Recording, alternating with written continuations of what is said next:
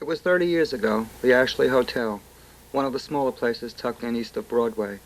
They were called actors' hotels back then, and I was a daily visitor. I came to see Paul DRAYLIN, aristocrat of deception. Paul was a professional magician, and I was his student.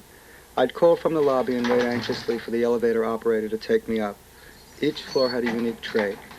Actors on one floor, dancers on another, and divas seemed to be everywhere. On each visit, Paul would greet me at the door with the same salutation. "Come in, my boy," followed by, "Well, what you got to show me today?" Paul was 50-something, small to medium build, slicked down hair, soft-spoken, and had a pasty white complexion that covered the fragile features of his face.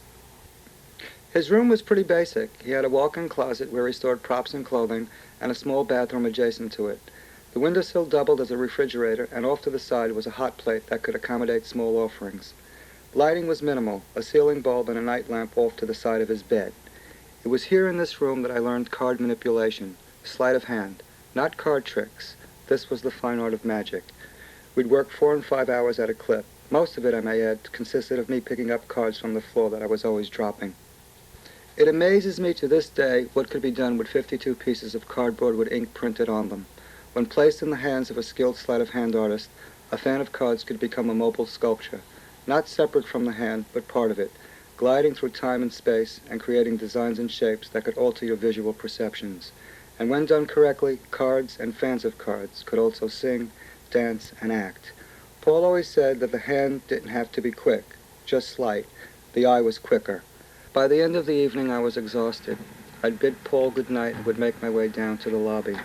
At that hour of the morning, only a few stragglers remained. The ashtrays were filled with burnt-down cigarette butts, and the desk clerk was always sleeping. I'd make my exit, walk west, turn on Broadway, and walk up to Times Square.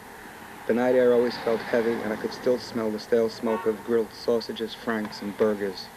I'd proceed down the steps of the IRT train and prepare myself for the long journey home.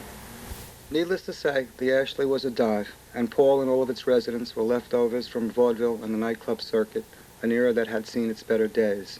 Paul used to say that the boat sailed, but to me, he was no stranded passenger.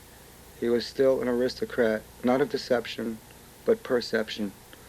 He was a man who had seen what I wanted to see, had been to places I wanted to visit, had lived in a time I wish I'd been part of. When I look back at all of this, I realized that it was the most memorable time of my life, and also the happiest.